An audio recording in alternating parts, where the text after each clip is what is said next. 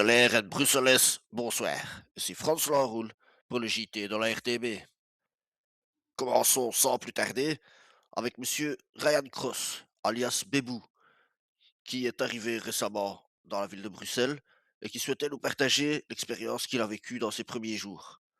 Alors, avant que vous ne jugiez, que vous me disiez ouais, France, t'as foutu quoi ici, c'est de la merde ton bazar, sachez que notre métier est de diffuser ce que les gens demandent. Ce monsieur me l'a demandé. Je vous laisse donc regarder. Bonjour à tous, on va vous dire un truc. On s'est fait braquer par deux mecs. Notre ami John a réussi à avoir un contact de l'un de ces personnes et on s'est fait braquer. Mais ce qu'on trouve bizarre, c'est que la police, elle nous a même pas donné elle nous a même pas dit ce qu'on devait faire. Elle nous a même pas accompagné où est-ce qu'on devait. Et l'ambulance aussi, et c'est ce qu'on trouvait étrange, et on voudrait leur dire ça, et on a réussi à avoir un contact, du coup, un des mecs, et on aimerait savoir. Tout ce qui s'est passé, j'ai été aux Bahamas pour aller là-bas, juste pour boire une bière, et je vois une voiture où il y a mon ami John qui est, de, qui est dedans. Moi, au début, je croyais que c'était dans un gang, mais je trouve il était pas dans un gang, c'était un bra, il était, c'était un braquage comme moi, enfin, comment dire, un civil. Et après, ben, on a été ramené, enfin, on a été jusqu'à une petite banque. Et il y avait la police qui nous suivait, mais les messieurs les gangs, ils s'arrêtaient pas. Puis la police, puis ils ont puis ils ont fait une course-poursuite et la police, elle a perdu de vue. Puis ben, ils ont commencé à retrouver. Puis ils m'ont étranglé et ils m'ont pris leur fusil sur ma tête. Enfin, ils ont mis leur fusil dans ma tête. Après, ils m'ont dit de rouler dans la caravane et ils m'ont menacé. Et après, ben, je suis partie. Et John, il devait rester, mais après un moment, il est parti. Et je sais pas s'il s'en fait. Pour info, cette interview a été réalisée dans nos locaux un petit peu à l'avant-vite, avec des moyens et des personnels réduits. C'est pourquoi vous pouvez entendre les bruits de clavier de nos journalistes qui travaillent d'arrache-pied dans nos locaux pour vous fournir la meilleure info, ainsi que le ventilo qui parfois souffle dans le micro. Mais ne vous en faites pas, on va arranger tout ça pour les prochaines interviews. Sans transition, je suis fier de vous présenter le premier numéro de la BIT, le Bruxelles Interactive Talk Show. C'est une nouvelle émission dans laquelle n'importe quel citoyen peut venir donner son avis, venir passer un message ou encore nous raconter une belle histoire, pourquoi pas. Le premier numéro concerne Monsieur Costa, cousin de Monsieur Rocco Moretti qui a disparu il y a peu, qui souhaitait nous faire part de son inquiétude. Je vous laisse visionner. Mesdames et messieurs, bonsoir. Je suis ici en présence de Lorenzo Costa, le cousin de la personne qui a disparu le 20 février 2026, Rocco Moretti. La personne reste toujours disparue, nous n'avons aucune information. Donc, Monsieur Costa, vous avez décidé de venir nous parler ce soir parce que vous étiez visiblement très inquiet pour votre cousin. Dites-nous en plus. Oui, moi j'étais chez ma tante, j'étais sortie, pour aller faire quelques courses. J'avais vu seulement son véhicule, enfin ses 2 véhicules, un RS3 noir, ainsi qu'une, BM, grise intérieur rouge. Dans le véhicule de l'RS3, il y avait un sac de vêtements avec, une, des tenues, que j'ai actuellement là. Rocco Moretti, la dernière fois qu'il a été vu, pour ma part, c'était au niveau de l'Auto-V.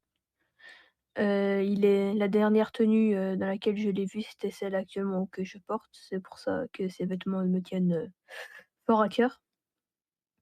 Le Rocco Moretti, avant sa disparition, il était chauve. Il fait à peu près 1,82 m, un poids, plutôt normal, et assez sportif.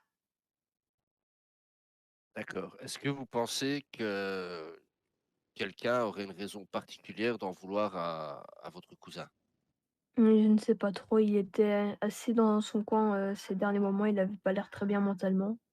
Donc je sais pas s'il avait des problèmes avec quelqu'un ou si bien il se sentait pas bien et qu'il a fait quelque chose qu'il ne fallait pas faire. Et il ne vous a parlé de rien, il ne vous a pas dit qu'il avait été récemment menacé ou agressé, qu'il avait eu une altercation avec quelqu'un? Il m'avait seulement dit qu'il avait, fait des affaires, pas très légales, pour subvenir aux besoins de la famille et c'est tout ce que je sais. Il m'a dit que ça lui avait ramené des problèmes et qu'il ne devait jamais, suivre, ses traces, sur ça. Et ces activités illégales, comme vous le dites, est-ce que vous pensez qu'il les pratiquait plutôt seul ou est-ce qu'il aurait pu rejoindre éventuellement un groupe peu fréquentable, des nouveaux amis, des nouvelles fréquentations, quelque chose du style, quelques signes de gang peut-être, tatouages? Je pense qu'il était avec, certaines personnes car, tout à l'heure, j'ai eu une altercation avec, 2-3 individus au niveau de l'hôtel de ville qui m'ont interceptée, car, la tenue est celle, identique à Rocco Moretti. Nous avons un peu discuté et ils m'ont parlé qu'eux aussi ils avaient recherché enfin ils recherchaient actuellement monsieur Rocco Moretti, mon cousin et voilà donc je suppose que ce sont ces personnes-là avec, qu'il a eu des dernières, altercations, sinon j'en sais pas vraiment plus. D'accord, donc selon vous, il le recherchait pas parce qu'ils étaient inquiets pour lui, mais plutôt pour lui nuire alors. Et je ne sais pas trop, je vous avoue, je suis un peu, floue sur, ce sujet-là. D'accord. Est-ce que je dis ça, je ne suis pas expert de la police scientifique, mais n'aurait-il pas été plus sage de ramener les vêtements à la police, histoire de peut-être y trouver un indice plutôt que de les porter? Je sais pas parce que ce sont des te une tenue, que je tiens fort à cœur. C'est le dernier souvenir que j'ai de lui avec, les 2 véhicules donc, j'ai préféré les garder plutôt qu'ils les gardent eux et qu'ils les détruisent, une fois l'affaire, terminée. Et selon vous, qu'est-ce qui est arrivé à votre cousin? Vous pensez qu'il a encore en vie, qu'il a été tué, qu'il est séquestré, que qu'est-ce que vous pensez? Moi, je pense que soit il est séquestré, soit, malheureusement décédé. Mais je pense pas qu'il soit dans un coin très lugubre. D'accord, et du coup, est-ce que vous auriez un message à faire passer à ses ravisseurs ou à ses meurtriers? Je l'espère pas. J'aimerais avoir, simplement des nouvelles de Rocco Moretti, savoir, ce qui se passe, s'il est en vie ou pas, en espérant qu'il le soit et que si malheureusement il serait décédé, de faire, peut-être un enterrement ou quelque chose du style pour, lui rendre hommage.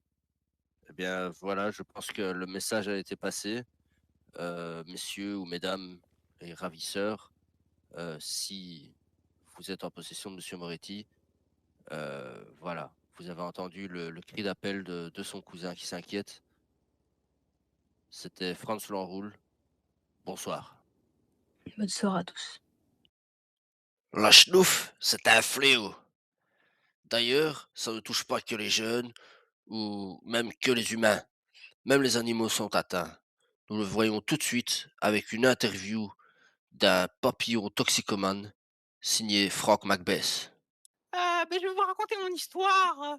Eh S'il vous bien plaît, vous prenez. alors, bon, j'étais tout à fait normal avant et j'ai commencé à prendre des substances et j'allais de plus en plus dans le pays des merveilles, mais puis je revenais dans la bonne apparence et un jour, je me suis retrouvé plus de 10 ans au pays des merveilles et je suis revenu dans cette apparence. J'étais choqué, terriblement choqué de revenir dans cette apparence.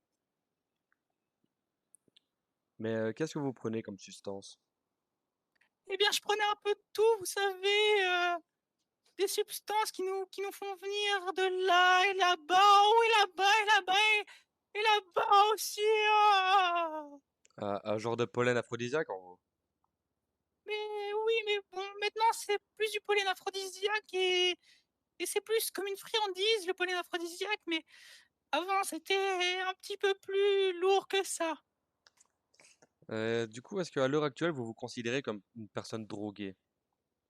Mais non, absolument pas. Je me considère comme une personne à part entière. Donc le pollen aphrodisiaque n'est pas de la drogue. Non, mais non, c'est comme une petite friandise, voilà. Donc à l'heure actuelle, vous conseillez aux gens de consommer du pollen? Eh bien, s'ils aiment ça autant que moi, qu'ils se fassent plaisir, quoi. Quel est votre ressenti face au réchauffement climatique? Ben, je vous avoue que je m'en bats un peu les couilles, hein, Ok, ouais. mais, Et quelle est votre relation voilà, avec les quoi. abeilles? Ah, avec les abeilles, écoutez, depuis que je suis dans cette apparence, on est devenues super copines. Allez, on va y aller. Elles me font du On y va. miel, Non, non, la vie de ma mère, je veux rester. elles me rapportent des mouches que je peux manger, etc. Oh, oh, quel plaisir! Stop. Et oh, les abeilles, rien que d'y penser. Et votre ressenti face aux frelons? Oh, les frelons, eux, oh, ils tuent les abeilles. C'est des salopards. Et qu'est-ce que vous ressentez du coup face à la poussée croissante du nombre De de mes frelons ailes. asiatiques? Ah, mais les frelons, vous savez, je ne veux plus en entendre parler. Il y en a beaucoup trop, il y en a beaucoup trop. Ah, ouf, Et si vous deviez je comparer veux les dire, frelons à quelque chose, je vous suis les en compareriez à malaise, je quoi? vais faire un malaise. Oh, au diable en personne. Ah ouais, au diable à ce point-là. Mais oui, Et du coup, est-ce que vous avez des revendications ou quoi pour essayer de protéger les abeilles face aux frelons? bah, on va créer des associations d'abeilles et on va essayer qu'elles soient toujours en groupe ou bien accompagnées d'autres insectes ou de moi, par exemple. Et s'il y a d'autres personnes comme moi qui nous rejoignent dans la, dans la collaboration, on va pouvoir protéger un maximum d'abeilles. Voilà quoi. Qu'est-ce que vous auriez à dire à nos spectateurs du coup comme dernier mot? Eh bien que j'aime tout le monde et que tout le monde veut m'aimer. Comme vous avez pu le constater, la drogue fait des ravages, y compris chez les animaux, peut même rendre raciste contre les bourdons. Rendez-vous compte. C'est la fin de ce journal. N'hésitez pas à vous faire connaître de la RTB si vous êtes patron d'une entreprise, passionné de quoi que ce soit, ou même membre d'un groupe, et que vous voulez parler de vos passions. La RTB est là pour vous. Nous remercions également notre partenaire Bruxelles Concession, qui vous offrira 5% de réduction au premier client proposant le code RTB5. C'était Franz Lanroule pour le JT, sans Lucas.